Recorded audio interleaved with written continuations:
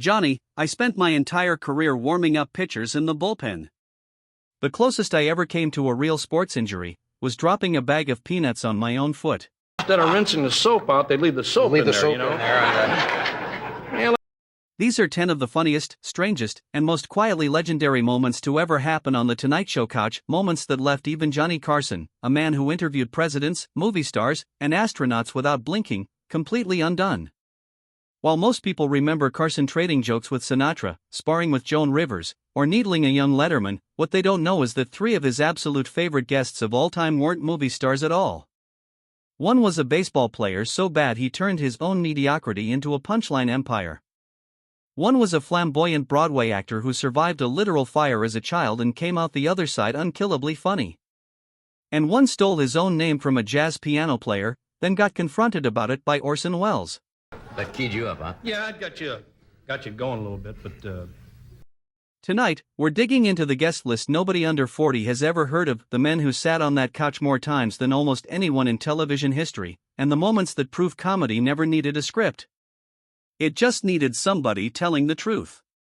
And by the time we reach the final entry on this list, you'll understand exactly why Johnny Carson, a man who could have filled his couch with nothing but movie stars for 30 straight years, kept calling these 3 back, again and again, instead. And while names like Sinatra, Newman, and Burnett are what most people associate with Johnny Carson's desk, the funniest hours of his entire career belong to 3 men almost nobody talks about anymore. 3 guests who never needed a movie premiere or a new album to justify a booking, just a good story and the nerve to tell it. Let's start at number 10. Number 10 on this list, Bob Uecker, the catcher who stole the show. He didn't get invited onto Carson's couch because he was a baseball legend. He got invited because he was a baseball disaster. It's 1971, and Bob Uecker is walking out for his very first appearance on The Tonight Show starring Johnny Carson. Uecker had spent the 1960s as a catcher for the Braves, Cardinals, and Phillies, a naturally gifted athlete who never developed real hitting power. Raised in a working-class family in Milwaukee, the son of a Swiss immigrant father, he'd grown up around hard work and not much money, which might be exactly why he never developed an ego to protect once he made the majors. He bounced between the minors and the big league bench for years, somehow walking away with a 1964 World Series ring despite barely playing a single inning of it. Along the way, he figured out something useful: his teammates weren't laughing at his swing. They were laughing at his stories about his swing, tall tales told from the bullpen and the bench, refined over years until they were sharper than most professional comedians' material. Carson didn't know what to make of him at first. The setup felt familiar, another athlete out promoting himself, except Uecker wasn't selling anything. He just sat there, completely relaxed, and started talking like a man with nothing left to protect. And that's when Johnny, smiling, leaned in and asked the obvious follow-up, "But seriously, Bob, you were pretty good, right?" Uecker didn't blink. "Johnny, I spent my entire career warming up pitchers in the bullpen. The closest I ever came to a sports injury was dropping a bag of peanuts on my foot." Carson laughed, but he also didn't fully believe it. So during the commercial break, he sent a producer to physically dig up Uecker's real baseball card. When Carson came back and read the stats out loud, live, on the air, he completely lost it. He just realized he was talking to the first professional athlete in history willing to brutally tell the truth about being terrible at his own job. The audience howled. Producers booked him again within the month. That single appearance turned into more than 60 trips to Carson's couch over the following 2 decades, a number most A-list movie stars never came close to matching. That is precisely why we're still quoting Bob Uecker's bullpen routine decades after he first sat down and admitted, with a completely straight face, that he was never actually good at the one thing he was famous for. But if Uecker proved that radical honesty could be funnier than legendary skill, our next entry proved something even stranger, that sometimes the funniest man on the show isn't even supposed to be there. Number 9, Charles Nelson Riley, the 15-minute emergency. He wasn't just a guest. He was NBC's emergency plan. Throughout the late 1960s and into the 70s, Charles Nelson Riley had a strange advantage over every other comedian in Hollywood: he lived only a few blocks from the NBC studios in Burbank. That detail sounds small. It wasn't. Whenever a major Hollywood star threw a tantrum, no-showed, or got stuck for hours in LA traffic, producers needed a body in that chair, fast, somebody funny, somebody reliable, somebody close. So they did what they always did when the schedule fell apart, they called Riley. Picture the scene. A producer is sweating in the green room, staring at a guest list with a hole punched right through the middle of it. The phone rings. Riley picks up before the second ring, because of course he does, he's basically on call. And that's when he doesn't even bother changing out of his slippers. He walks straight onto that stage, slippers and all, sits down across from Johnny, and immediately starts roasting whichever celebrity just left NBC hanging, turning a full-blown production disaster into pure television gold, on no notice, with zero preparation. That happened so often that Riley eventually racked up an almost unbelievable 97 total appearances on Carson's show, and during his absolute peak, he was logging up to 27 appearances across talk and game shows in a single week. Nobody plans a schedule like that. You only get a schedule like that by being the most reliably funny person television has ever had on speed dial. Producers didn't just like having him around as a backup, they came to depend on him the way a fire department depends on its closest station house. That is precisely why, decades before always available became a personality trait people put on a resume, Charles Nelson Riley had already perfected it into an art form. Stranger and accidentally picked a fight with Hollywood's most intimidating director.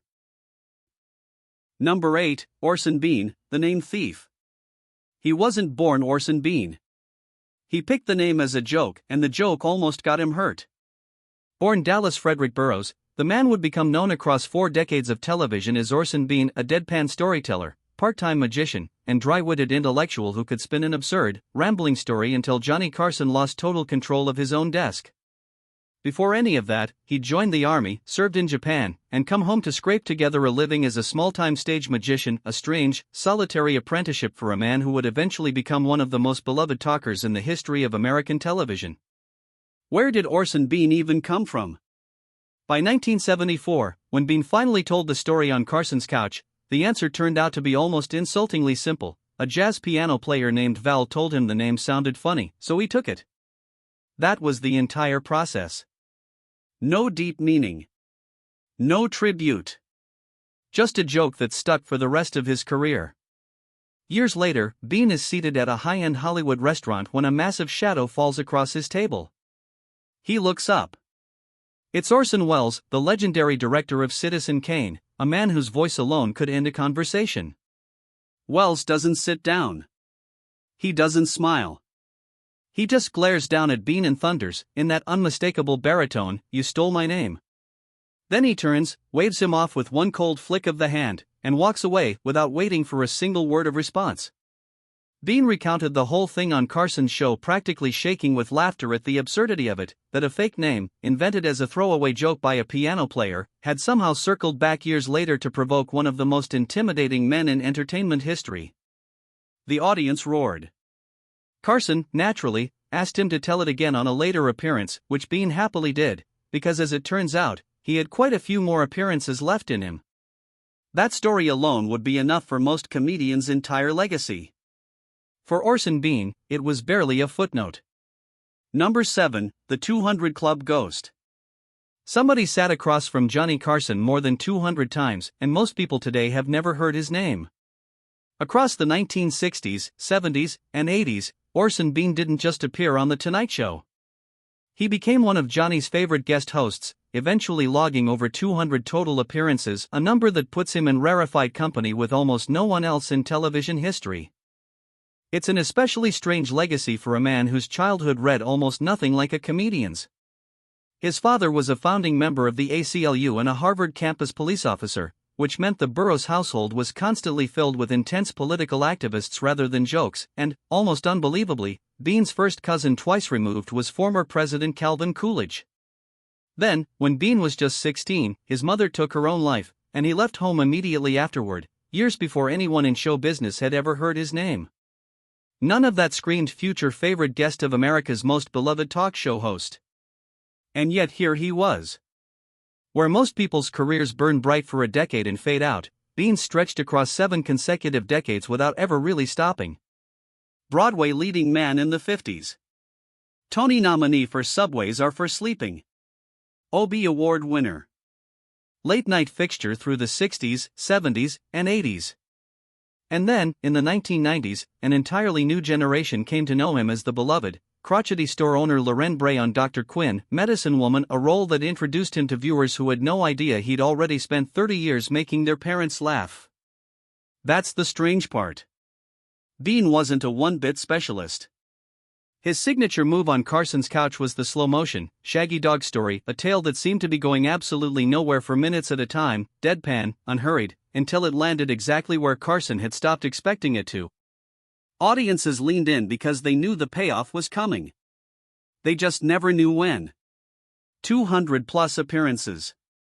7 decades of continuous work.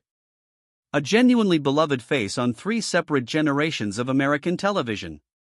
And yet ask most people under 40 who Orson Bean was, and you'll get a blank stare. That is exactly the kind of quiet greatness this list exists to remember. But if Bean's story proves that even television's most beloved regulars can fade from memory, our next guest story proves something heavier, because this next entry on our list nearly didn't make it to the stage in the first place. Number 6, Just a Bit Outside. Bob Uecker once made Johnny Carson laugh so hard the audience thought the show might actually stop. By the 1970s, Bob Uecker had already launched his second career as a Milwaukee Brewers broadcaster, coining the catchphrase that would follow him for the rest of his life, "Just a bit outside." But his signature bit on Carson's couch wasn't about broadcasting at all. It was about the bench. Every time he came back, audiences waited for one specific routine: Uecker, leaning back in his chair, taking a long, completely serious breath, setting the scene like he was about to describe a genuine sports injury. And that's when the punchline landed, because the injury never had anything to do with actually playing baseball. It was always something absurd that happened while he was sitting on the bench, doing nothing, watching the real players from a safe distance. The joke worked precisely because of how seriously he told it. No mugging. No winking at the camera. Just a grown man recounting bench-related disaster with total, deadpan sincerity. Carson, by most accounts, had to wipe his eyes more than once during these segments. The bit became one of the most replayed pieces of his entire run, proof that Uecker's gift wasn't really about baseball at all. It was about commitment to a bit, delivered with a straight face, for years on end, long after most comedians would have quietly retired the routine. That is precisely why broadcasters still study Uecker's self-deprecating style today, decades after he first turned his own mediocrity into a brand. But while Uecker's pain was always make-believe, our next chapter reveals something painfully real, hidden behind one of Carson's loudest, most theatrical, most flamboyant guests. Number 5, Surviving the Flames. Before Charles Nelson Riley was making America laugh in oversized glasses and an ascot, he survived one of the deadliest fires in American history. In July of 1944, 13-year-old Charles Nelson Riley was in the audience at the Ringling Brothers and Barnum and Bailey Circus in Hartford, Connecticut, when the big top caught fire. The Hartford Circus fire killed more than 165 people that day. Riley made it out alive. He never talked about it lightly, and the people who knew him said the fire never really left him. For the rest of his life, Charles Nelson Riley refused to sit in the audience of a theater again. Not once. Not for anyone. Where most people who survive something like that would spend the rest of their life staying as far away from a stage as humanly possible, Riley did the opposite. He ran straight at it. He just made absolutely sure he was never sitting in the crowd again. He'd be on the stage instead. 90 times on Carson's couch alone. Constantly, deliberately, on his own terms. That contradiction, a man terrified of sitting in an audience, who became one of the most fearless live performers of his generation, produced one of the most genuinely stunning moments in his entire career.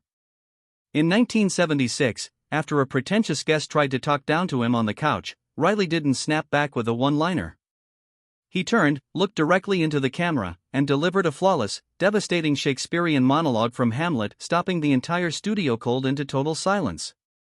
Then, just as quickly, he cracked a joke and brought the whole place roaring back to life. That is precisely why we're still talking about Charles Nelson Riley all these years later, not just because he was funny, but because underneath every loud entrance and every campy one-liner was a man who had already survived the worst night of his life and decided, somehow, to spend the rest of it making people laugh anyway. That's not just comedy.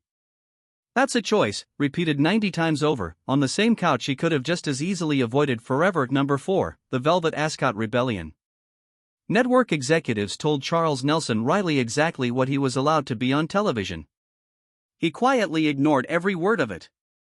Back in the 1950s, while Riley was still trying to break into the industry, an NBC producer told him flatly, "We don't allow queers on television." Riley didn't argue. He simply went around it, building a career through highbrow Broadway theater until the industry had no choice but to let him in. By 1973, when he joined the panel of Match Game alongside Brett Somers, Riley had become a daytime icon, and the network's solution to his identity was to package him as a flamboyant but safely ambiguous bachelor. Loud. Campy. Never, officially, anything more specific than that.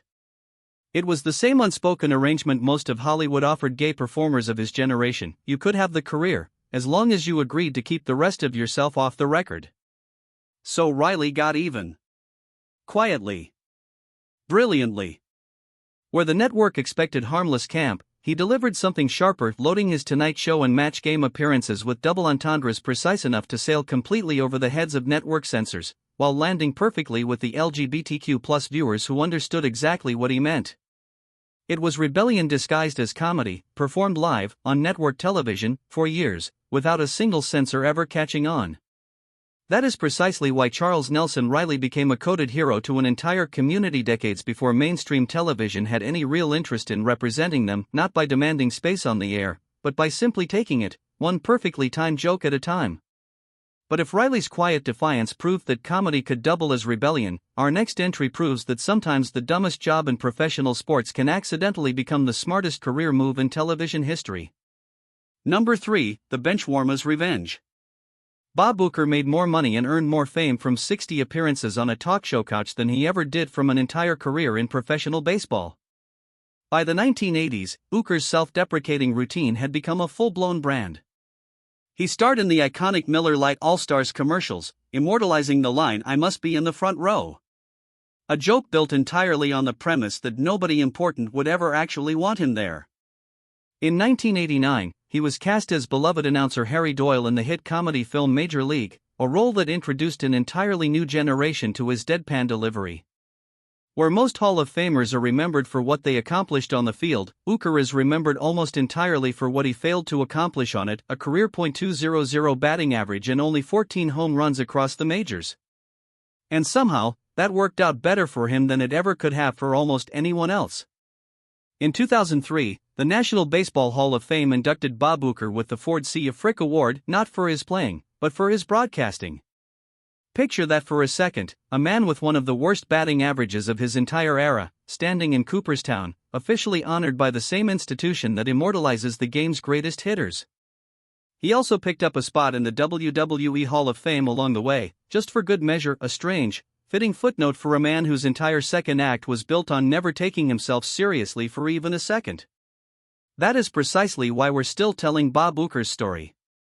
By every measurable standard, money, fame, longevity, cultural footprint, his career as a lovable failure outperformed what most actual all-stars ever managed to build. Number 2, the Great Blacklist Comeback. Before Orson Bean became one of Johnny Carson's favorite guests of all time, the entertainment industry tried to erase him completely. During the Red Scare of the 1950s, Orson Bean was officially blacklisted from television for more than a year, not for anything he said or wrote, but simply for attending an arts rally organized by people suspected of left-wing political ties. That was enough. The work disappeared almost overnight. Bean didn't have a network, a sitcom, or a studio left willing to touch his name. So he did the only thing left available to him: he went underground, performing in small theaters for smaller audiences and smaller paychecks, waiting out a witch hunt with no announced end date. It wasn't glamorous. It wasn't well paid. It was, for over a year, the only stage in America still willing to let him stand on it. And that's when, instead of disappearing, he simply kept showing up on whatever stage would still have him, for as long as it took. By the early 1960s, the political fever finally broke, and Bean re-emerged not just intact, but stronger, eventually becoming one of Johnny Carson's single most trusted guests and guest hosts, racking up the staggering 200-plus appearances we already covered earlier on this list. That is precisely why Orson Bean's career deserves more than a footnote. An entire industry tried to write him out of existence, and he answered by quietly outlasting every single person who tried. Number 1, The Last Laugh. Add it all up, and 3 guests nobody talks about anymore sat across from Johnny Carson more than 350 combined times, more than almost any movie star in television history. Bob Uecker, over 60 appearances. Charles Nelson Reilly, 97. Orson Bean, more than 200.